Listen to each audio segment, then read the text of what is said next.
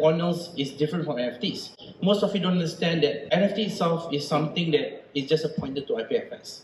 Ordinals itself is on chain, on L1 itself, right? The data is on L1 itself. And that itself is a powerful tool, right? Like Casey made Ordinals, he want to push Ordinals to be for, for art concept, because he's an artist himself. And he believed that art is supposed to be on chain and it's supposed to be in Bitcoin. How do you start that with adoption? People start building all the degen stuff slowly, and back then it was really, really hard to do adoption. In museums, right? They're used to the artworks, outliving themselves. So the artist dies, but the artwork persists. That's what's in their mind. So what they're trying to figure out is that, all right, if that's what's in my mind in the physical world, how do I translate this into the crypto universe? So they all love this whole, NFT stuff, the non-fungible things, but how do I make it also permanent?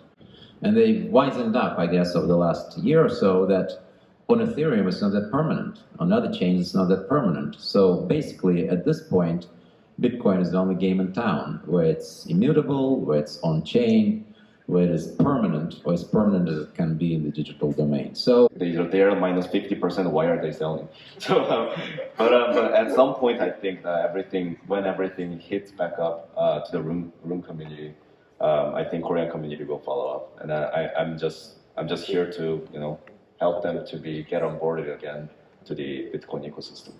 Yeah, I mean, talk about CX. I remember seeing some news on Binance 2 days ago about runes as well. Talking about we are upgrading from alpha to beta.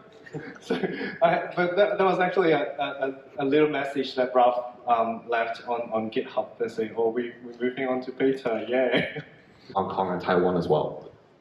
And then we have Da Shan from Waterdrip Capital. Yeah, hello everyone. So this is Yushan from Waterdrip Capital. First of all, yeah, this is also my first time in Taipei, in Taiwan. So I'm very glad for the invitation. And I'm also very glad to say that we have, this morning I gave a main stage panel speech this morning. And obviously we have more audience than main stage. So since Bitcoin Eco we were one of the first institutions in Hong Kong to acquire crypto license in Hong Kong last year.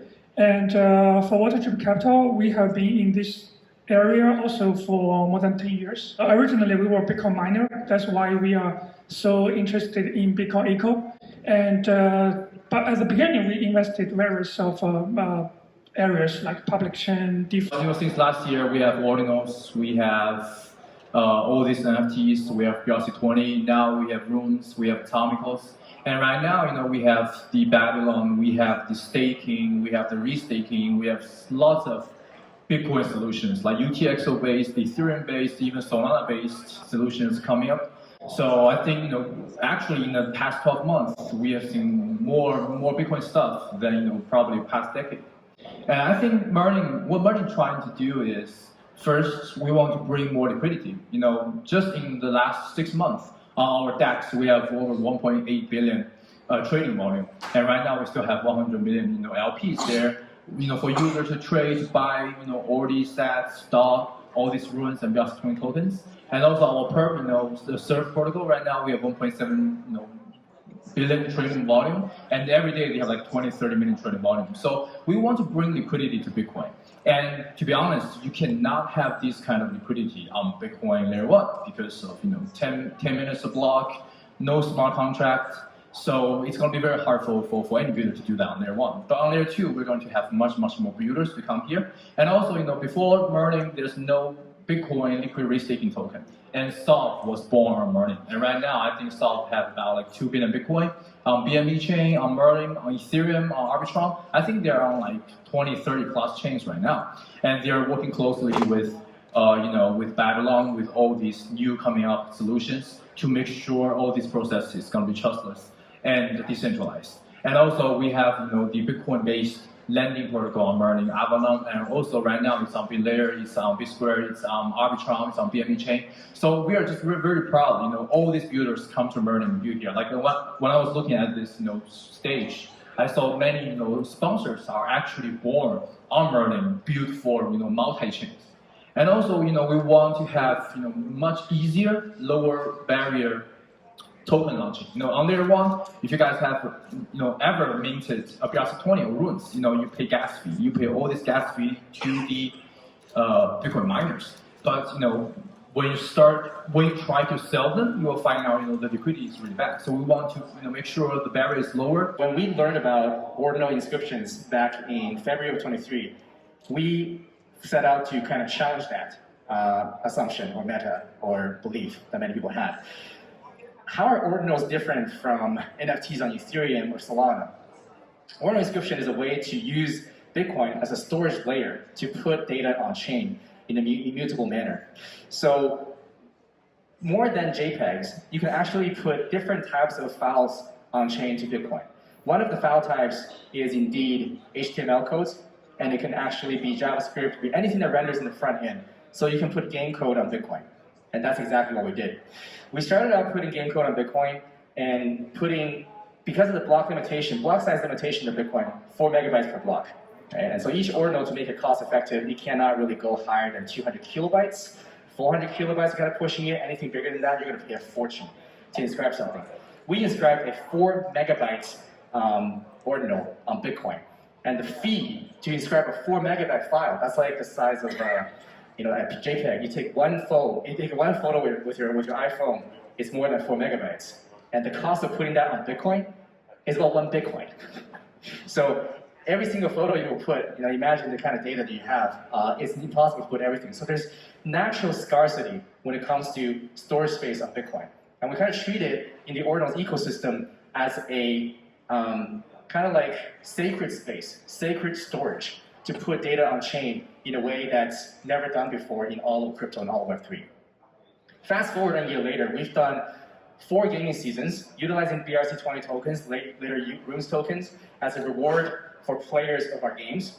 And we have over 260,000 players who have interacted with our game and making us the biggest gaming community on Bitcoin, which is why we're here today at the Asia Blockchain Summit as part of the Web3 GameCon downstairs.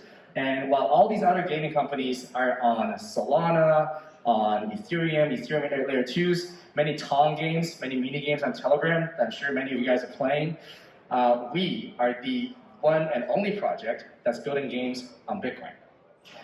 And we are moving those games that we've built on Bitcoin onto a hardware gaming device, which we have dubbed BitBoy. And there is a short video that may or may not play as I press this button. Nope, it's not playing. Let's try that again. Okay, it's not playing. But during the breaks later, if you were in this room earlier, you would have seen the video already on our website, bitboy.games. You can check out the video. Basically, it is a hardware gaming device. Actually, I have it in my hand. Nope, that's my phone. Yep, right here. So it is a physical gaming device that has the ability to play on-chain games on Bitcoin. It can also play off-chain emulator games that we kind of grew up with since childhood. It can pretend to be anything from a Game Boy, an NES, an SNES, N64, PSP, all the way up to the PS1. In fact, some games after PS1 probably also work, it's just the graphics cannot be too intensive. But it can also be a miner. In addition to play gaming, it can also be a mining device for the Bitcoin chain. Many people in Taiwan actually are familiar with lottery mining. In Chinese, they call it 乐透挖矿, right? Which is essentially every 10 minutes as a Bitcoin block comes out, you enter into the lottery to try to win the block reward for that entire block. And you have 1 in a gazillion of chance to do that. The hash rate on this thing is tiny, but that's what makes it fun. That's what makes it interesting. That's what makes it degen and exciting. Okay? And it can also function as a wallet. So you will be able to put your assets inside this hardware gaming device. It is pocketable, and it runs Android, and you can run different wallet apps on here, but we will also be building our native wallets inside the device that interact with Bitcoin, and it will also be EVM compatible. Some of the key features I've already gone through.